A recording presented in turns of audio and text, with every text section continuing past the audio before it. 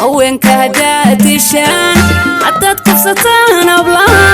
hooyooyinka noqon lahaa.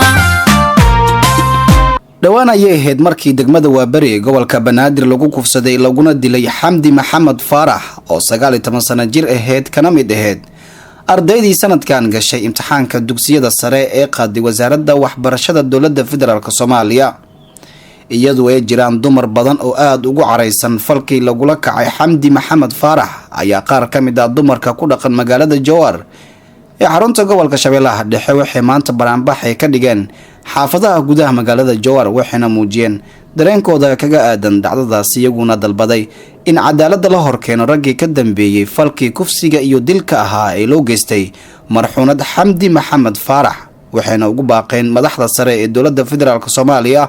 in arintan waxay ka qabtaan isla markaana talaabo sharci ka qaadaan dadkii falkaasi geystay oo qaarkood booliska sheegeen in la qabtay halka kuwa qaarna ay raadkooda ku joogaan. dumarka xaq iyo xuquuq ay leeyihiin xaqoodii xuquuqdooda loo soo dhixay dowladda Soomaaliyeed waxa ka codsanaya oo federaalka inay gabadhaas xaqeeda iyo xuquuqeeda ay u soo dhiciyaan. marka maalin walba in gabar la iska kufsado waa ceeb ee dowladdan iyadana ay shibka tiraaho. marka dadka bilaadanka dad dhaleen dhulka laga ma soo qaadin. marka qof bilaadan oo nool intaas loogu soo tiirta cabeelaya la iska dilaya la dhaha haddana dadaan la xiray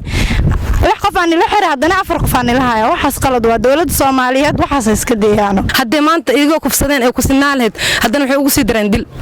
taas ma ahan maanta dhibaato anaga waxaanoo tahay maanta dumarnimo dhibaato maanta aan ka hadli karin awoodda maanta hadaa leedahay maanta waxa ka sugeynaa nin hadda maanta kufsaday maanta cala daalad noo soo dhicinaa may kama sugaysiin waxa maanta anaga inaan gacmo isqaarbsano dad karti la soo baxaan awoodooda maanta ay ku soo dhaxsadaan hadaa maanta anaga aan lahayn maanta dumar dad isku xiran oo sharci leh inay xuquuq leeyihiin dumarka xuquuqdooda waa in la tusaa oo la muujiyaa ee soo dhaxsan xaqooda haddeenan maanta soo dhaxsanin dhibaato waay maalin walbana way soconaysaa wax hadda Xamdi ka bilaawday ma ahan wax hor u jiray waa inaan dhaxsana xaqeena haddaan dhaxsanin bis waa maanta rag ma jiro rag hore waa haajiri rag waa kii hore oo maanta dumar hadaa la fuduuliyaba dhimasho ka xigi jiray waa kii maanta hadii gabadh maanta jidka marayso hadii wax laga dhaho waa kii qorayga inoo soo qaato maanta gabadhii ka dhici jiray waxaa loo eedeynaa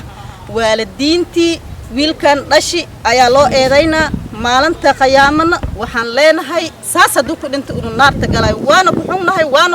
waana ku ciishoonay. tacdiyada loo geysta dumarka qaar ayaa muddooyinkii dambe ku soo badanaya gudaha dalkeena Soomaaliya walow qaar ka mid ah gobolada dalka ay ka dhacaan tacdiyadaha noocan oo kale kuwaasi loo geysta hableena Soomaaliyeed oo aan helin